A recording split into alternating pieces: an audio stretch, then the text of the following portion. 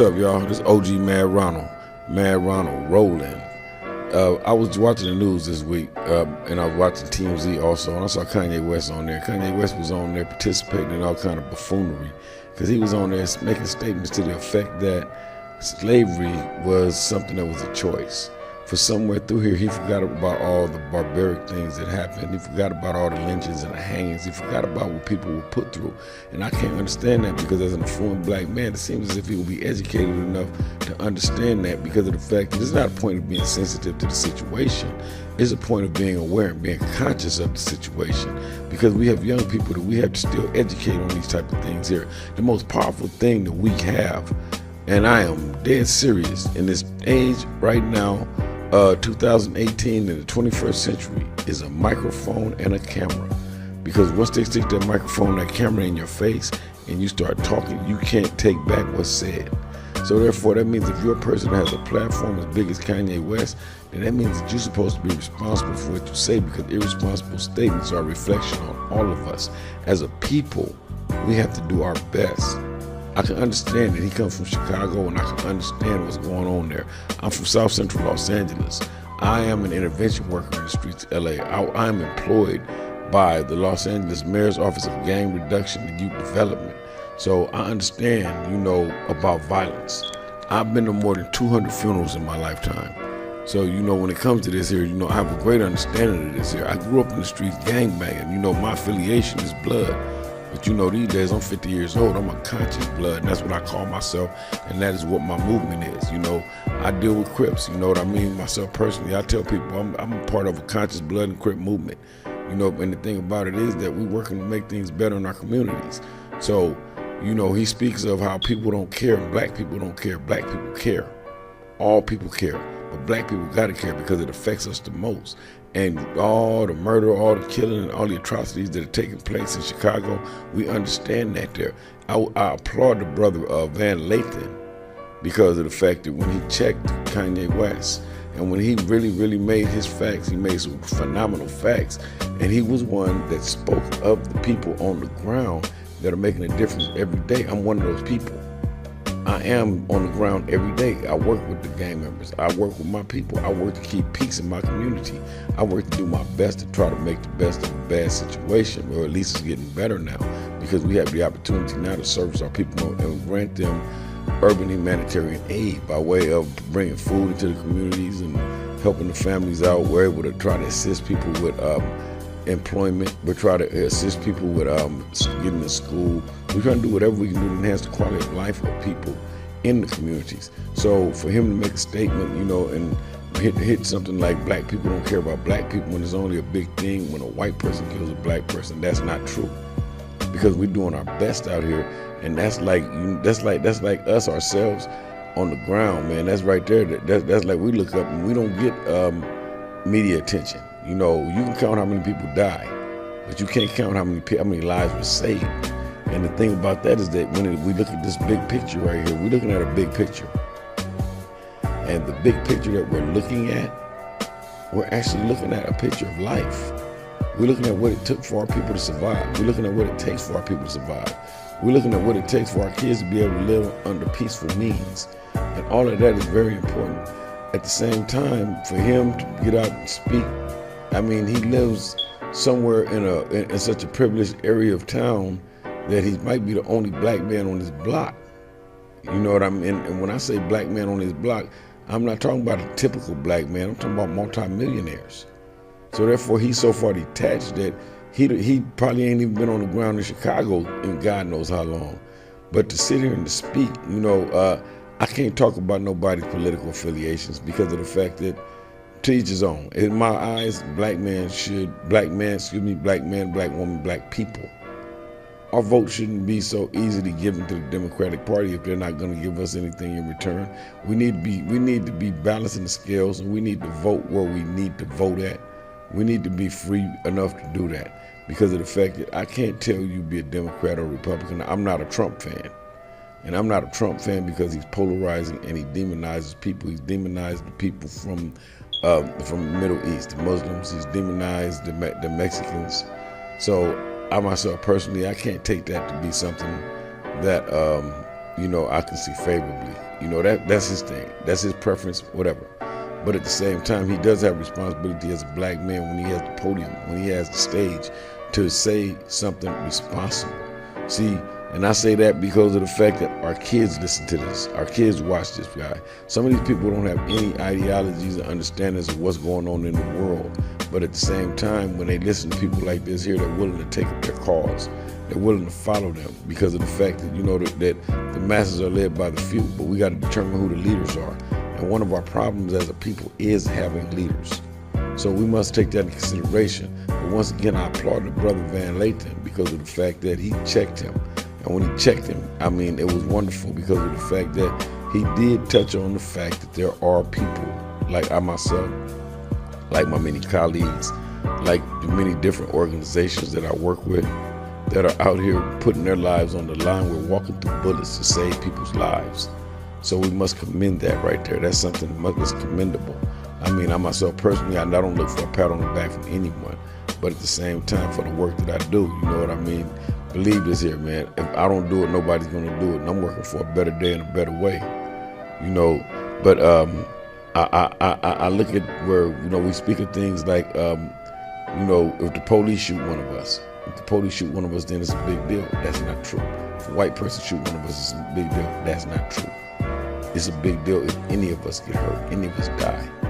The police just happen to have a bad habit of murdering young black men that are unarmed, shooting them in the back. So you know what I mean? Like Stephon Clark. I saw the video of Stephon Clark on YouTube, and I was appalled by that. The word they use is the word gun. And when they say the word gun, that means ready, aim, fire, because they're going to start shooting, And the one thing that the police department can say, and the one thing that they have in their favor is the fact that they say, it was to my belief that my life was in danger. So if you believe your life was in danger, then that means that you have a right to shoot a young black man down. And they're doing it all across the country. We look at the young man, Philando Castile, sitting in the car with his girlfriend, and a police officer told the police officer he had a gun, and told the police officer that he had whatever the paperwork or licensing was to be able to be in possession of a firearm. When he reached for his license, his ID, and whatever it was, that like his ID, his license to carry the gun, gunned him down, sitting right next to his girlfriend. So we got to look at this here, man. There's a problem. Systemically, there is a problem. Somewhere through here, there's the word demonized. The young black man is demonized. So the young black man has to think to himself, what do I have to do to survive? How do I survive? How do I get through this? Because to take it seriously, I'm a black father. So being a black father, you know what I mean? I had to talk with my son at like 12 years old. And I'm pretty sure that I'm not the only one. I'm pretty sure there's a lot of you that have done this or are gonna do it. But you gotta have to talk with your son as soon as he's old enough to go outside. You gotta give him the rules and regulations and the rules of engagement of dealing with the police department. Because of the fact that when it comes to dealing with the police department, it seems like one false move. It just seems so crazy, man. I don't understand it because of the fact that these are public servants and these people are paid to protect us. But it's just crazy the way that it's working because of the fact that, I just don't understand. It's just, like I said, man, it's kind of crazy to me. Who's next? It's not surprising to me. I'm working on a film now called The Fate of the Black Man. Some of you guys might have seen it on Facebook. Some of you guys might have seen it on YouTube, might have seen the excerpts that I put up there, the little short that I put up there of it. And it's based, 90% of it is based on police shootings. Oscar Grant, handcuffs laying on his stomach at the BART station up in the Bay Area, shot in the back by Johannes Measurely. We got Mike Brown. Several other young men that I've taken an interest in that were murdered by the police department because of the fact that this is just a problem, man. And it's like they're demonizing our kids. They're taking it to the extent to where they just, I don't know, man. They just taking them out. But at the same time, man, the way that I see this, the way that I look at it is the fact that we ourselves have to be the voices of change. We have to be the ones in order to make the demands, in order to create this change in the system where they can stop murdering our children. They're gunning our kids down like it's the thing to do. If you are a parent And if you have to talk with your child about how do you engage the police, I think from what I've been observing and what I've been seeing, I think one of the biggest mistakes is that young people run from police. If you engage the police, you're a young black man, and I'm giving you information that can save your life. Put your hands up. If you're in a public space where there are other people around, put your hands up. Stay inside of others. There are going to be cameras going. Everybody got a cell phone, so everybody got a video recorder. Everybody's going to be very conscious of what's going on with you. Don't run into a dark space, because if you run into a dark space with the police chasing you and they got guns, that means anything can happen. And when I say anything, I mean that could be a deadly situation where you might not make it back out of that.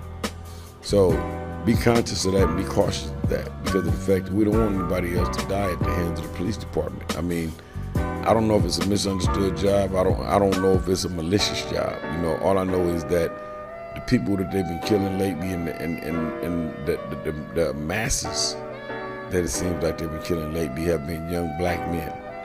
And I worry about that because of the fact that what's our future? We lost a whole God knows how many to the gang violence. We're still losing people to gang violence. So now the police are turning their guns on us too. So what does that say? That says that we're at war all across the world, and we don't even know why. You know, I don't want to make it a race issue, but I mean, if I really get down to it, man, the black man is the most defenseless man on earth. I think that it was Monster Cody that said that in War Stories, if I'm not mistaken. And I didn't understand it then, but I understand it now because of the statistics. You know, we're only somewhere in the area of about 8% of the population of the United States of America, 8 to 10%. But at the same time, that 8 to 10%, it seems like we're practically 90% of the police shootings because of the fact that they shoot a young black man down on a regular basis. So for all you parents out there that got black sons, I want all of y'all to take into consideration, have the talk with your son. How do you engage the police department? How do you deal with them? You know what I'm saying? Understand, what does it take to engage the police department and survive? Because they might have their guns drawn already, and you might be so scared that you might make a frantic move, and that frantic move could be deadly.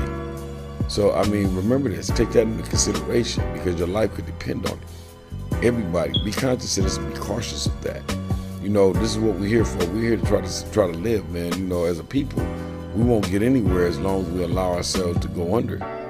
You know, and to the young black men out there that's out there, this gang banging, to y'all young gang members out there, man, y'all gotta strive for better, man. You know, I'm not gonna tell you about gang banging because you might just be who you are from where you're from. That's me. I'm who I am from where I'm from. But at the same time, I'm gonna be the best at being who I am from where I'm from. So that means that I don't have to be a terrorist. You know, I don't have to be out here terrorizing, shooting, and hurting other people. At the same time, I don't have to be a criminal.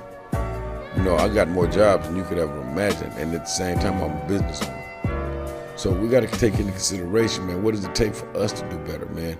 First of all, we got to let each other live. We got to give each other an opportunity and a chance. If we give each other a chance, then that means that that's one more way, one more time, and one more person that didn't die today. So let's not capitalize on that there. You know what I'm saying?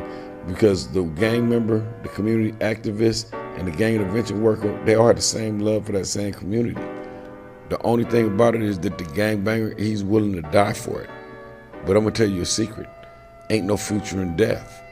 So therefore, that means we all deserve to live. You deserve to live too. But you also deserve to give the next person the opportunity to live. You know, just because you are who you are from where you're from, you might need to be out trying to do a little better, striving for something greater. And when I say that, I mean that you might need to be striving for something greater as far as trying to get into one of these universities. If you're gonna do something for the hood, man, be the best you can be. Don't be the worst. Don't increase the prison population. You know, we don't need more people in the pen. We need people out in these streets. We need y'all in these universities. You know what I'm saying? We need y'all where we need y'all. We need y'all on these good jobs. We need y'all in these careers. We need y'all living because of the fact that when you go to prison, when you're gone, your children are left here. And that's another misguided young soul. And it takes a village to raise a child. But how can you raise that child without the parents? I mean, that's stress and strife. But we're gonna do the best we can do. But for now, y'all, I'm finna conclude. Hit me on Instagram. Instagram is mad_Ronald_Rolling. So y'all hit me up. You know what I'm saying? Let's keep the conversation going. I mean, I'm trying to come about with, let us say, a solution-based platform, because I don't want to compound problems and I don't want to worry all the time. I don't want you to worry all the time. So that means that we got to start the conversation moving in the right direction so that we can come up with some solutions. I don't have all the answers, but we might be able to put our heads together and come up with some good stuff, and we might be able to solve some problems. It might not even be our problem to solve. It might be the problem of somebody that's looking and listening. So for now, y'all, I'm out of here. This is OG Mad Ronald Rolling. Like I say, hit me up, bloodsandcrips.net.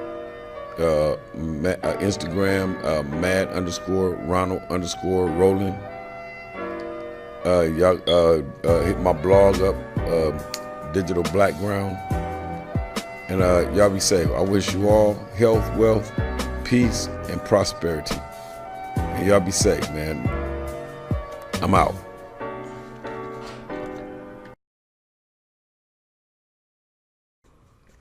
www.bloodsandcrips.net. This is a digitalbackground.com production, The Conscious Battleground.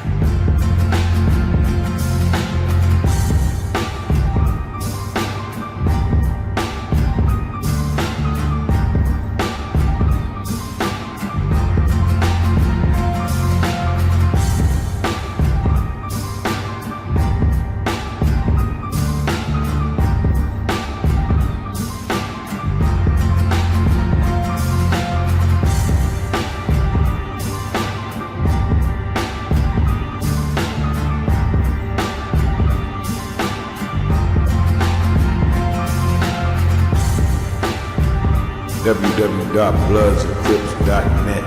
This is the digitalbackground.com production, The Conscious Battleground.